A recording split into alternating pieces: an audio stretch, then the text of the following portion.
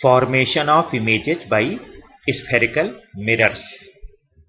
Students, part 6 में मैंने आपको बताया था कि कॉनकेव मिरर से किसी एक्सटेंडेड ऑब्जेक्ट की इमेज को कैसे और कहां बनाया जाता है। रिफ्लेक्शन ऑफ लाइट के पार्ट 7 में आज मैं आपको कॉन्वेक्स मिरर से इमेज फॉर्मेशन के मेथड को बताने जा रहा हूं। इसको ध्यान से देखिएगा। हाँ,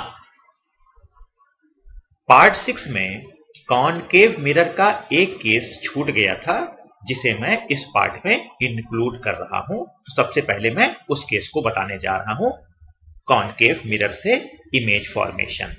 when object is placed at focus. Concave mirror में इसे प्रिंसिपल फोकस भी कहते हैं। So first of all, object is placed at F और ऑब्जेक्ट के हेड से पहली रे प्रिंसिपल एक्सिस के पैरेलल चलती हुई मिरर की सरफेस पर आती है। प्रिंसिपल एक्सिस के चलने वाली यह इंसिडेंट रे रिफ्लेक्शन के बाद फोकस से पास होती है। अब सेकेंड रे को बनाने के लिए आपको क्या करना होगा, आप एक स्केल आती है आपकी छोटी, आप उसको लीजिएगा और कुछ इस तरीके से रखिएगा। आपको यह स्केल मिरर के सेंटर ऑफ कर्वेचर और ऑब्जेक्ट के हेड को टच करते हुए रखना है और एक लाइन आप ड्रा करेंगे और उसके दोनों ही एंड्स पर अपोजिट डायरेक्शंस में एरो हेड बनाएंगे। अब ऐसा अपीयर हो रहा है कि ऑब्जेक्ट के हेड से जो सेकेंड रे चलती है वह मिरर पर नॉर्मली इंसिडेंट होती है और वहां से वह उसी पाथ को रिट्रेस करते हुए पीछे आती है और मिरर के सेंटर ऑफ कर्वेचर से होते हुए आगे की ओर चली जाती है। तो अब आप देखेंगे both the reflected rays are parallel to each other. Parallel rays अपनी इमेज को इन्फिनिटी पर बनाती हैं, जैसा कि आपको मैंने पार्ट 6 में डिटेल में बताया था। तो इसके बारे में आप लिख लीजिए, when object is placed at the principal focus of the concave mirror, then its real, inverted and enlarged image is formed at infinity. इसके बाद कॉन्वेक्स मिरर से इमेज फॉर्मेशन किस तरह से होता है आपको मैं बताने जा रहा हूं। सो कॉन्वेक्स मिरर को आप देख लीजिएगा। इसमें इनर कर्व सरफेस पॉलिश्ड होती है और outer curve surface reflecting surface की तरह बिहेव करती है। इसके पोल, फोकस और सेंटर ऑफ कर्वेचर के ऑर्डर वही हैं जैसा कि कॉनकेव मिरर में हुआ करता था। पोल और सेंटर ऑफ कर्वेचर के बीच में फोकस होता है। हाँ, इस बार फोकस और सेंटर ऑफ कर्वेचर दोनों ही मिरर की रिफ्लेक्टिंग सरफेस के पीछे होते हैं। तो इसलिए डायरेक्टली कोई भी रे फोकस या सेंटर ऑफ कर्वेचर से होकर नहीं पास हो सकती है। So first case, when object is placed in front of the mirror. Object को मिरर की रिफ्लेक्टिंग सरफेस के सामने रखा जाता है और जैसा कि आपने कॉनकेव मिरर से इमेज फॉर्मेशन में देखा था कि ऑब्जेक्ट की हेड से दो रेस को आप आगे बढ़ाते हैं। पहली रे प्रिंसिपल एक्सिस के पैरेलल चलती है। ऑब्जेक्ट की पोजीशन को प्रिंसिपल एक्सिस पर पॉइंट O से दिखाया गया है। प्रिंसिपल एक्सिस के पैरेलल चलने वाली रे कॉनकेव मिरर में तो फोकस से होकर पास हो जाती है आफ्टर बीइंग रिफ्लेक्टेड, लेकिन यहां पर वह फोकस से पास नहीं हो सकती बिकॉज फोकस मिरर के पीछे होता है।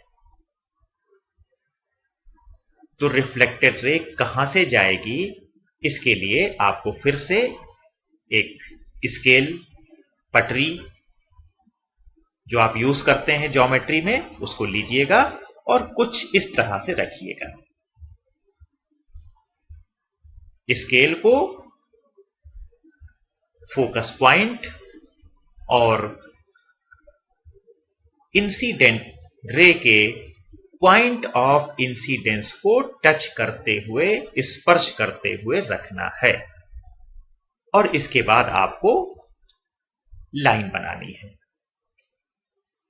मिरर के बाहर की ओर की लाइन कंटीन्यूअस होगी और उस पर बाहर के डायरेक्शन में एक एरो हेड लगाया जाएगा। मिरर के पीछे जो आपको लाइन ड्रा करनी है वह डॉटेड लाइन होगी। आप देख सकते हैं इस तरह से। सेकेंड रे सेंटर ऑफ कर्वेचर की ओर डायरेक्ट होगी। इसके लिए आपको स्केल को सेंटर ऑफ कर्वेचर और ऑब्जेक्ट के हेड को टच करते हुए रखना है और अगेन आपको लाइन ड्रा करनी होगी। लाइन को आप इस तरह से ड्रा करेंगे कि मिरर के लेफ्ट हैंड साइड में यानी मिरर के बाहर की ओर की लाइन को कंटीन्यूअस लाइन से दिखाएंगे और उसके दोनों ही एंड्स पर अपोजिट डायरेक्शंस में एरो हेड बनाए जाएंगे। मिरर के पीछे यह लाइन डॉटेड लाइन की तरह बनेगी, देखिए। और दोनों ही डॉटेड लाइंस एक दूसरे को पॉइंट आई पर वर्चुअली इंटरसेक्ट करती हैं, रियली इंटरसेक्ट नहीं करती। तो ऐसा प्रतीत होता है, ऐसा अपीयर होता है कि मानो पॉइंट आई से दोनों ही रिफ्लेक्टेड रेज इमर्ज हो रही हैं, बाहर निकल रही हैं। Both the reflected rays appear to diverge from point I. यह भी कह सकते हैं कि पॉइंट आई से both the reflected rays diverge. तो इस पॉइंट पर इसकी इमेज को बनाना होगा और आप देखेंगे कि इमेज इरेक्ट है, वर्चुअल है और ऑब्जेक्ट से थोड़ा छोटी है। तो इसे प्लीज नोट कर लीजिएगा।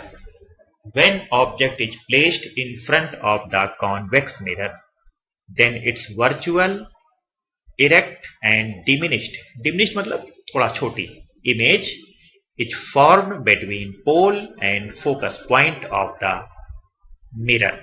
The next case is when object is at infinity. Object infinity पर है, तो जब ऑब्जेक्ट इन्फिनिटी पर होता है, एक्सटेंडेड ऑब्जेक्ट है, यानी आप इसको एक एरो हेड तीर की तरह दिखा सकते हैं। तो पॉइंट ऑब्जेक्ट होते हैं तो वो बिंदु के समान छोटे से होते हैं, लेकिन अभी हमने जो ऑब्जेक्ट लिया है वह एक्सटेंडेड ऑब्जेक्ट कहलाता है।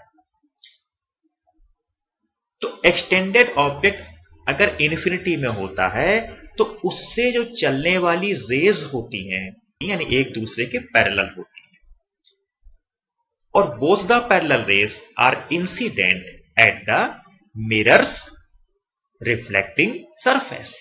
मिरर की रिफ्लेक्टिंग सरफेस पर वो इंसिडेंट होती हैं। तो फर्स्ट ऑफ ऑल देखिए, उसमें से पहली रे जो आ रही है वह डायरेक्टेड है towards the principal focus of the mirror and the second ray is directed towards the centre of curvature of the mirror. अब इन्हें आप वर्चुअली आगे की ओर बढ़ाएंगे।